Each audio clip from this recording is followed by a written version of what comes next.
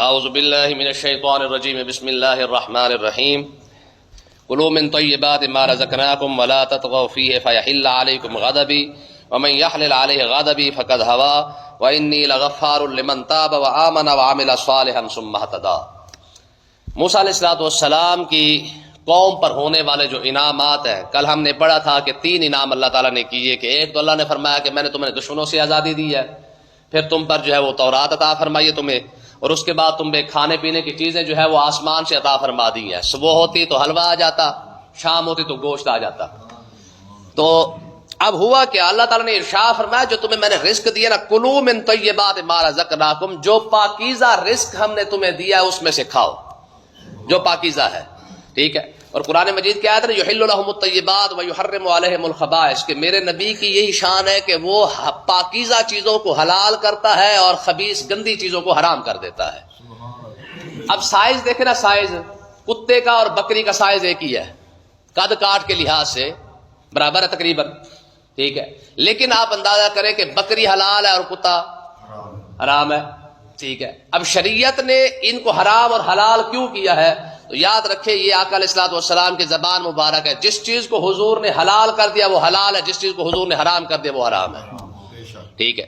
یعنی حلال اور حرام کا اختیار صرف اور صرف اللہ اور اللہ کے رسول کے پاس ہے، اس کے علاوہ کوئی بھی شخص دنیا کے اندر صدیق اکبر سے لے کر قیامت تک کے لیے کوئی ایسا شخص نہیں ہے جو کسی چیز کو حلال یا حرام کر سکے، اس لیے نا تو خاص کر اس چیز مسئلے پر یاد رکھے، یہ جو ہم خام خواہ بیٹھے بیٹھے فلانی چیز یہ بدعت ہے، فلانی حرام ہے، فلانی یہ ہے، فلانی وہ ہے، پہلے دیکھے صحیح جس چیز کو ہم حلال کہہ رہے ہیں کہ اللہ اور اللہ کے رسول نے اس کو حلال کیا، یا جس چیز کو ہم حرام کہہ رہے ہیں کیا واقعی اللہ اور اللہ کے رسول نے بھی اس کو حلال کیا، حرام کیا کہ نہیں کیا؟ قرآن مجید کے الفاظ ہے، قُلْ أَرَأَيْتُم مَّا أَنزَلَ اللَّهُ لَكُم مِّن رِّزْقٍ فَجَعَلْتُم مِّنْهُ حَرَامًا وَحَلَالًا، جس چیز کو اللہ نے اللہ کے رسول نے جو ہے وہ اختیار اللہ اور اللہ کے رسول کے پاس ہے، فَجَعَلْتُم مِّنْهُ حَرَامًا وَحَلَالًا، تمہارا جو دل کرتا ہے تم اسے حلال کر لیتے ہو، تمہارا جو دل کرتا ہے اسے حرام کر لیتے ہو۔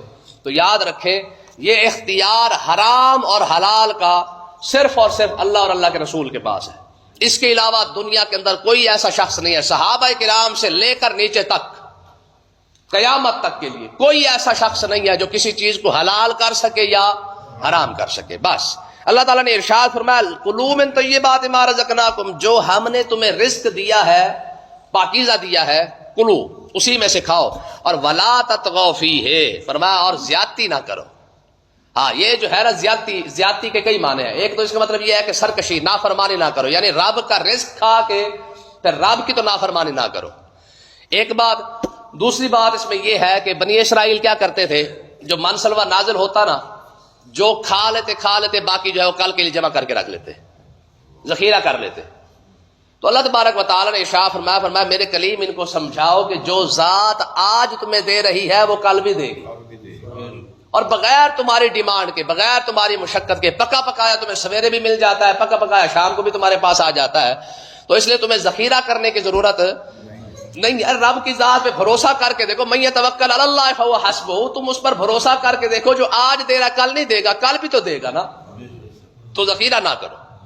اور یہ بات سرکار نے بڑی بات ارشاد فرمائی، حضور نے ارشاد فرمایا جو بندہ کسی بھی چیز کو ذخیرہ کرتا ہے نا، حضور نے ارشاد فرمایا بھوکا ہی مرتا ہے، یہ سرکار کا فرمان ہے اور گارنٹی والی بات ہے۔ فرمایا جو بندہ جس چیز کو ذخیرہ کرتا ہے ہمیشہ بھوکا ہی مرتا ہے، ذخیرہ کرنے والا بندہ، چاہے آپ چینی کر لیں، چاہے آپ پیٹرول کر لیں، چاہے آپ جو مرضی کر لیں، جس چیز کو بھی ذخیرہ کر رہا ہے کہ یار مہنگا ہوگا تو پھر بیچیں گے، فرمایا یہ ذخیرہ کرنے والا بندہ کبھی جو ہے وہ اس کے کیا کہتے ہیں کہ روزی روٹی کے اندر برکت نہیں آ سکتی ہے۔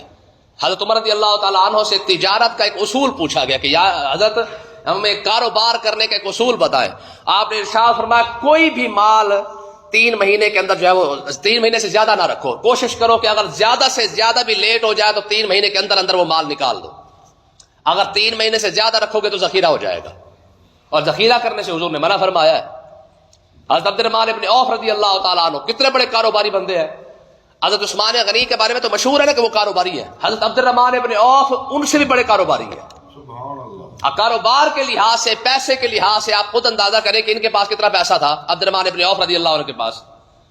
جب ان کا وصال ہوا نا تو ان کی 4 بیویاں تھی اور ہر بیوی کو اس وقت، یعنی آپ اس حساب سے لگا لیں 1400 سال پہلے کی بات ہے، اس وقت ان کی ایک ایک بیوی کو 80 ہزار روپیہ اور ایک ایک باغ 8ویں حصے میں سے آیا تھا۔ 80 ہزار اس دور کی بات ہے جب آج سے 100 سال پہلے 100 روپے والا بھی چودھری ہوتا تھا، ٹھیک ہے؟ تو 1400 سال پہلے جس کی ایک بیوی کو 80 ہزار آ رہا ہو، 2 بیویوں کے کتنا بن گیا؟ 1,60,000 اور 3 بھی 4 کو کتنا بن گیا؟ 3,20,000۔ 3,20,000 روپیہ صرف ان کی 4 بیویوں کو 8واں حصہ آ رہا ہے۔ اور کاروباری کتنے بڑے ہیں؟ حضور نے ان کے کاروبار کے لیے دعا فرمائی تھی، تو حضرت عبد الرحمن بن عوف کہتے تھے کہ میں مٹی بھی اٹھا کے بیچتا نا، وہ بھی سونے کے بھاؤ بک جاتی تھی۔ ایک مرتبہ انہوں نے 3,000 اونٹ خرید لیے، 3,000 اونٹی خرید لیے، گاہک کوئی نہ ملا، تو کافی انتظار کرنے کے بعد کہنے لگے یار وقت بھی کافی سارا گزر گیا اور گاہک بھی کوئی نہیں آ رہا، تو 3 مہینے کا ایک اصول تھا کہ یار 3 مہینے کے اندر چیز نکال دینی چاہیے۔ کہتے آخری دن نا ایک بندہ آیا، اس نے کہا عبد الرحمن اونٹ بیچے گا؟ میں نے کہا بیچوں گا۔ اس نے کہا جتنے پیسوں کے تم نے لیے ہیں نا اتنے پیسوں کے لوں گا، ٹھیک ہے؟ جتنے کا پٹرول پیچھے سے لیا ہے اتنے پیسوں کا میں نے لینا ہے۔ لیکن ایمانداری کی حد یہ ہے کہ اگر گورنمنٹ بغیرتی کر رہی ہے تو تمہارے پاس بھی تو پچھلا ذخیرہ پڑا ہے نا، تم پرانے ریٹ پہ بیچ دو۔ کہتے نہیں جی گورنمنٹ نے ریٹ بڑھا دیا ہے۔ تو فرعون نے اگر ریٹ بڑھایا تھا دریا میں غرق ہونے کا، تو کارکن بھی تو ساتھ ہی غرق ہوئے تھے نا۔ انہوں نے کب کہا تھا کہ صرف فرعون کلا غرق ہو رہا ہے، اس نے ریٹ بڑھایا ہوا ہے۔ تو یہ جو ہم بہانہ بناتے ہیں کیونکہ گورنمنٹ نے ریٹ بڑھا دیا فلیادہ ہمارا ریٹ بڑھ گیا مجبور ہے، تو پھر یہ تو اصول ہے نا، پھر اگر گورنمنٹ جدھر جا رہی ہے پھر آپ بھی تو ساتھ ہی ادھر جا رہے ہیں۔ عبد الرحمن بن عوف رضی اللہ عنہ کو کہنے لگا جی جتنے کے آپ نے اونٹ لیے تھے نا اتنے کے بیچ دیں۔ آپ نے فرمایا ٹھیک ہے، لیکن میں رسیاں ساتھ نہیں دوں گا۔ انہوں نے کہا چلو ٹھیک ہے، رسیاں آپ رکھ لے، اونٹ مجھے دے دیں۔ آپ نے فرمایا اتارو بھائی، رسیاں ساری اتار لی اور اونٹ سارے بیچ دیے۔ جب بیچ دیے تو بعد میں اسی وقت دوسرا بندہ کہہ لگا عبد الرحمن رسیاں بیچے گا؟ کہا بیچوں گا۔ کتنے کی دے گا؟ کہا 1 روپے کی۔ ماتے 3,000 روپے میں نے وہیں پہ بیٹھے بیٹھے اسی سے نفع کما لیا ہے، ٹھیک ہے؟ تو تجارت کا اصول تو ہے ہی ہے، ٹھیک ہے؟ ہمارے بزرگ فرماتے کہ ایک بندے نے، ہمارے کسی بزرگ نے جو ہے یہودی سے کنواں خریدا پانی کا۔ اب کنواں خرید لیا تو یہودی نے پیسے لینے کے بعد شرارت کی، وہ یہودی اور خبیث نہ ہو یہ تو ممکن ہی نہیں نا جی۔ ہاں جس کی گھٹی کے جس کی نس نس میں بغیرتی بھری ہوئی ہے نا وہ یہودی ہی ہوتا ہے۔ پیسے لینے کے بعد کہنے لگا بابا میں نے آپ کو صرف اور صرف کنواں بیچا ہے، پانی نہیں بیچا، میں نے صرف کنواں بیچا، خالی پانی نہیں بیچا آپ کو۔ تو دین کی برکت ہوتی ہے، ہمارے بزرگوں کے جناب نے دین عطا فرمایا تھا تو عقل بھی وافر عطا فرمائی تھی۔ آپ نے فرمایا یار جلدی کر اپنا پانی نکال، میں نے کنواں کہیں اور دینا ہے۔ اسی بات پہ آ جائے، جلدی کر اپنا پانی نکال، تو نے صرف کنواں ہی بیچا نا مجھے، یا تو میرے کنویں کا کرایہ دے جس پانی اس کے اندر رکھا ہوا ہے، یا جلدی کر اپنا پانی نکال یہاں سے۔ وہ منہ پھٹا چبا کر کے نکل گیا۔ تو مقصد کیا ہے کہ تجارت کاروبار کرنے سے قرآن نے کہاں منع کیا ہے؟ فرمایا کاروبار کر جتنا مرضی کر۔ حضرت عبد الرحمن بن عوف کے بارے میں آتا ہے، اب میں نے آپ کو بتایا کتنا پیسہ ان کے پاس ہوگا کہ 3,20,000 روپے تو ان کی خالی بیویوں کو آ رہا ہے، اور اس کے علاوہ جو آپ نے صدقہ خیرات کیا وہ الگ ہے۔ لیکن شان کیا ہے؟ میں قیامت کے دن حضور نے ارشاد فرمایا عبد الرحمن بن عوف کے لیے سونے کی اونٹنی منگوائی جائے گی اور اس پر بیٹھ کر عبد الرحمن بن عوف جنت کے اندر جائے گا۔ پیسے والا بندہ یار جنت میں جا رہا ہے، تو اس کا مطلب یہ کہ پیسہ کوئی غلط چیز نہیں ہے، گندی چیز تھوڑی ہے، ٹھیک ہے جی؟ باغ فتح جس کا شیعہ رولا ڈالتے ہیں، یہ باغ فتح حضور کی ذاتی پراپرٹی ہے، حضور کی ذاتی جائیداد ہے، اور حضور جتنے اخراجات تھے سارے کے سارے باغ فتح سے کیا کرتے تھے۔ باغ فتح کسی باغ کا نام نہیں ہے، باغ فتح کے علاقے کا نام ہے، یہ بھی یاد رکھیں۔ تو مقصد کیا ہے کہ اللہ تعالیٰ نے ارشاد فرمایا لا تطغوا فیہ، فرمایا کبھی بھی جو ہے وہ ذخیرہ اندوزی نہ کرو، ذخیرہ اندوزی سے جو ہے وہ نقصان ہے، ٹھیک ہے؟ فیحل علیکم غضبی، اگر کوئی شخص اگر ذخیرہ اندوزی کرتا ہے تو پھر اللہ تعالیٰ نے ارشاد فرمایا اس پر میرا غضب جو ہے وہ جائز ہو جاتا ہے۔ اگر میں اسے بھوکا ماروں، بیماریاں لگا دوں، اور جو مرض حضور نے ارشاد فرمایا جو بندہ اپنے مال کی زکوٰۃ نہیں نکالتا یا تو آگ لگ جائے گی یا چوری ہو جائے گا یا کوئی نقصان ہو جائے گا۔ آپ دیکھ لیں ہم نہ عشر نکالتے ہیں نہ زکوٰۃ نکالتے ہیں، ہمیں پتہ ہی کوئی نہیں ہے کہ یار زکوٰۃ نکالنے کا فائدہ کیا ہے۔ دیکھیں آپ 5 کروڑ کی گاڑی رکھیں، اسلام آپ کو منع نہیں کرتا۔ اسلام یہ ہمارے اندر یہ بھی ایک بڑا ذہن بنا ہوا ہے جی، اسلام تو بس بندے کو سادہ سادہ رکھتا ہے، ٹھیک ہے جی؟ حضور کی بارگاہ میں ایک بندے نے آ کے پوچھا یا رسول اللہ اچھا کپڑا پہننا یہ تکبر ہے؟ حضور نے فرمایا نہیں، تو کرنڈی پہن، کاٹن پہن، لٹھا پہن، جو مرضی پہن۔ اس نے کہا جی اچھی جوتی پہنو، یہ تکبر ہے؟ فرمایا نہیں۔ اس نے کہا میرے پاس اگر پیسہ ہو تو پھر؟ فرمایا پیسہ ہو پھر بھی تکبر نہیں ہے۔ اس نے کہا یا رسول اللہ تکبر کیا ہے؟ فرمایا تکبر یہ ہے کسی کو چھوٹا اور نیچ سمجھنا۔ اچھے کپڑے پہننے سے اسلام کب منع کرتا ہے؟ پیسہ کمانے سے اسلام کب منع کرتا ہے؟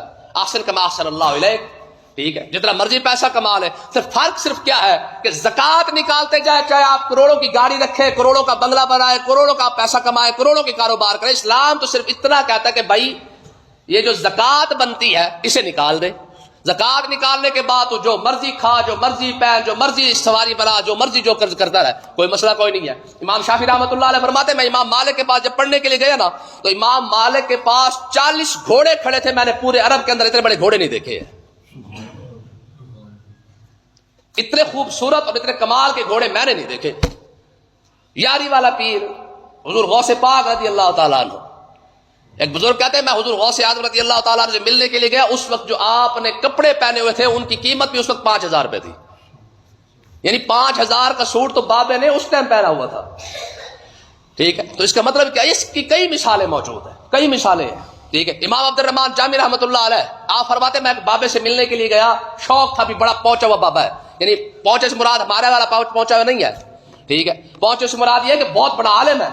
کہتے جب میں ان کے پاس گیا تو جس حجرے میں بیٹھے ہوئے تھے نا اس حجرے کا جو شیطیر تھا وہ سونے کا تھا، سمجھ آئی؟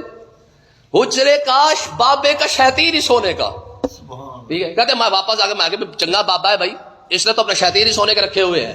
کہتے رات کو سویا تو خواب میں دیکھا تو حضور ان سے پوچھ رہے تھے کہ فرمایا سنا کیسا ہے؟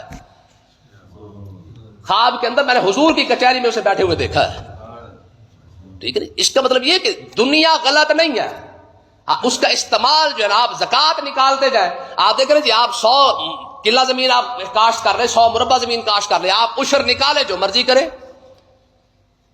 اسلام کب منع کرتا ہے؟ ٹھیک ہے۔ صدیق اکبر رضی اللہ تعالیٰ عنہ نے تلوار بنوائی تو تلوار کے جو دستہ تھا نا وہ چاندی کا تھا۔ لوگوں نے کہا بابا لوگ تو جو ہے وہ لوہے کا بنواتے ہیں یا لکڑی کا پیچھے لگا لیتے ہیں، آپ نے فرمایا رب نے دیا تو استعمال کرو۔ سونے کا چاندی کا دستہ ہی آپ کا تلوار کا چاندی کا دستے کا تھا، چاندی کا دستہ تھا۔ تو اللہ تعالیٰ نے کیا فرمایا؟ فرمایا بھائی ذخیرہ اندوزی نہ کرو، فَيَحِلَّ عَلَيْكُمْ غَضَبِي، اگر جو شخص ذخیرہ کرتا ہے تو میں اس پر میرا غضب جائز ہو جاتا ہے۔ وَمَن يَحْلِلْ عَلَيْهِ غَضَبِي فَقَدْ هَوَىٰ، فرمایا جس پر میرا غضب ہو جائے نا وہ جہنم میں گر کے ہی رہتا ہے، پھر اسے وہ جہنم سے کوئی بچا نہیں سکتا ہے۔ ہاں وَإِنِّي لَغَفَّارٌ، تمہارا رب بخشنے والا تو ہے کم سے کم، ہاں بخش ضرور دیتا ہے۔ کسے؟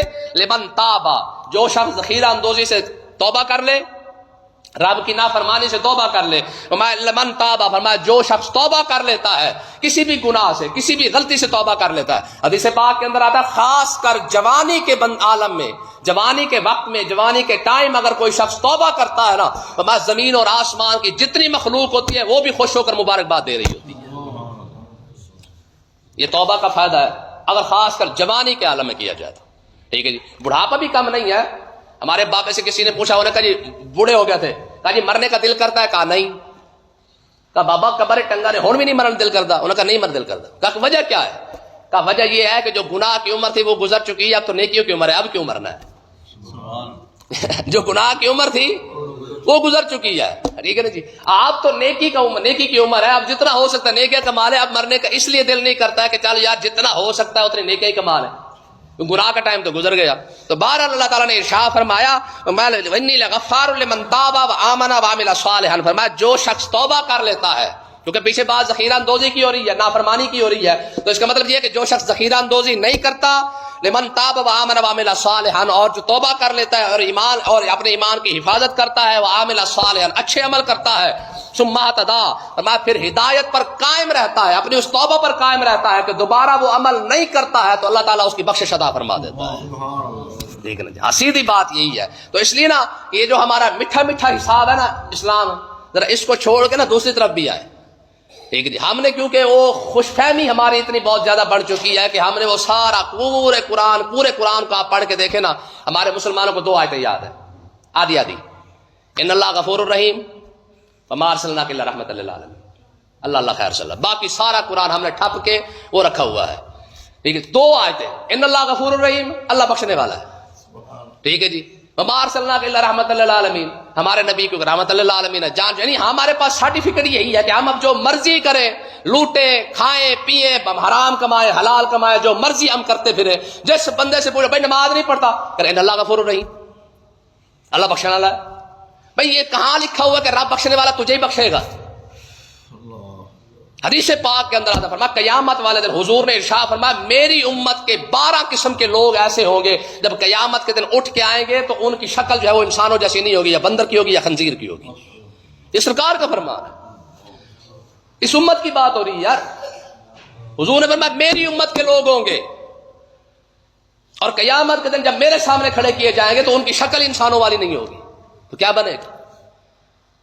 یہ بھی سرکار کا فرمان سامنے رکھے۔